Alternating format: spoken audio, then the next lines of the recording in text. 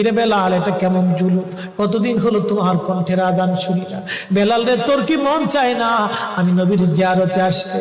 বেলাল আয়, আমি নবীর জিয়ারতে আয় রে বেলাল আয়, কতদিন হলো তোমার কণ্ঠের আজান শুনি না। স্বপ্ন যখন নবীজি দেখাইছে, এ মুসলমান, হযরত বেলাল সুদূর সিরিয়ার দামেস্ক থেকে পাগলের মতো দৌড়াইলেন, পাগলের মতো ছুটে আসলেন। যখন মদিনাতে আসলেন তখন তাহাজ্জুদের সময় চলতেছিল। তাহাজ্জুদের সময় চলার সময় হযরত বেলাল রাদিয়াল্লাহু আনহু কাঠের জালি দিয়ে তখন রওজা শরীফ ঘিরে রাখা ছিল। ওই জালির পাশে বসে বসে জালির সঙ্গে মাথা ঠেকাইয়া নবীর পাগল বসে বসে গুনগুন গুনগুন করে কাঁদে আর বলে, হুজুর আপনি আসতে বলেছিলেন, গোলাম এসে হাজির হয়েছে। নবী গো, আজান দিতে বলেছেন, আমি আজান দিলে আপনি আগে নামাজ আসতেন, এখন আজান দিলে কি নবী আপনি নামাজে আসবেন? হুজুর এখন আজান দিলে কি আপনি নবী নামাজে আসবেন? নতুন মুয়াজ্জিন আসছে আজান দেওয়ার জন্য, এসে দেখে নবীর মুয়াজ্জিন বেলাল কাঁদে। ডাক দেখে মদিনাবাসী শুনছো, নবীর মুয়াজ্জিন ফিরে এসেছে, বেলাল আসছে, বেলাল ফিরে আসছে। এই কথা শোনার পরে সব সাহাবী ঘর থেকে বের হয়ে দৌড়ায় এসে দেখে বেলাল কাঁদে। সাহাবীরা বলে, বেলাল আজান দাও, কতদিন হলো তোমার কণ্ঠের আজান শুনি না। বেলাল আজান দাও, কতদিন হলো আজান শুনি না রে বেলাল। বেলাল বলে, সাহাবীরা রে, আমি আজান দিলে কি নবী নামাজ আসবে বলো?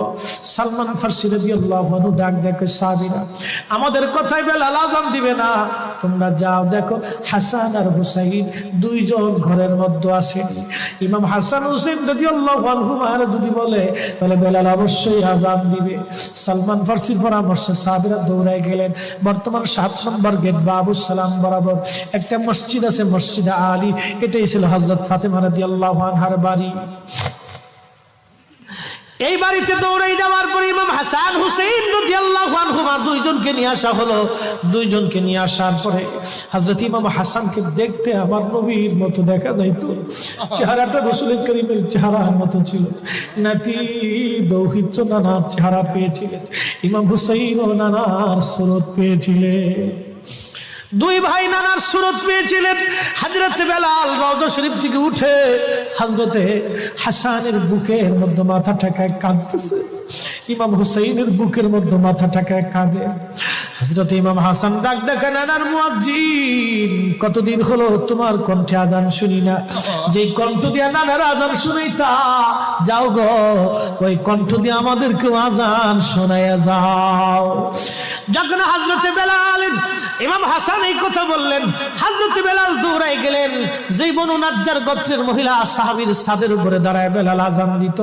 আবু দাউদের 519 নম্বর হাদিসের মধ্যে আসছে, প্রত্যেক ফজরের নামাজের সুবহ সাদিকের আগে বেলাল দাঁড়াইতেন। দাঁড়ায় আজানের আগে বলতেন, আল্লাহুম্মা ইন্নী আহমাদুকা ওয়া নাস্তাঈনুকা আলা কুরাইশিন ইউকিমুদ্দীনাক।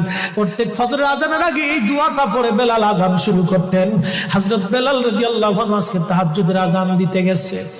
আজান দিতে যাওয়ার পরে হযরত বেলাল যখন আজান দিলেন, আল্লাহু আকবার, আল্লাহু আকবার, আজানের মধুর ধ্বনি সারা মদিনার রন্দে রন্দে ছড়িয়ে গেল। মদিনার ঘর থেকে সব সাহাবী বের হয়ে দৌড় মারছে। আবার যখন বলেন আল্লাহু আকবার, আল্লাহু আকবার, সব সাহাবী, মহিলা, বৃদ্ধ, বনিতা ঘর থেকে বের হয়ে দৌড় মারছে। যখন বলল আশহাদু আল্লা ইলাহা ইল্লাল্লাহ, মদিনার ঘর থেকে সব মহিলারা ঘর থেকে বের হয়ে দৌড় মারছে রে, আর কান্না করে, নবী বুঝি ফিরে আসছে রে। আবার যখন বলেন আশহাদু আল্লা ইলাহা ইল্লাল্লাহ, তখন মদিনার মানুষ কান্না করতেছিল, গুন গুন গুন গুন করে কান্না করে।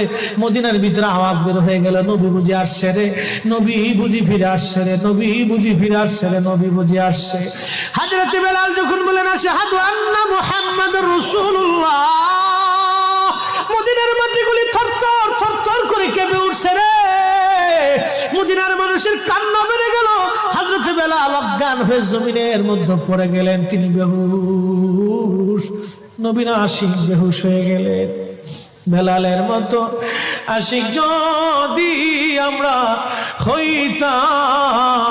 হইতাম, এ দুনিয়ায় নবীর দেখা পাইতাম, এ দুনিয়ায় নবীর দেখা পাইতাম।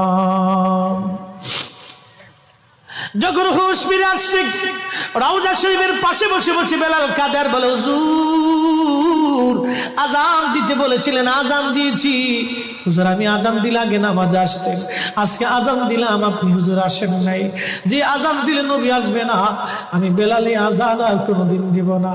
হযরতে বেলাল কিছুদিন পরে কলিজা ফেটে নবীর বিরহ বেদনা সহ্য করতে না পেরে তিনি চলে গিয়েছিলেন পরপারে, কলিজা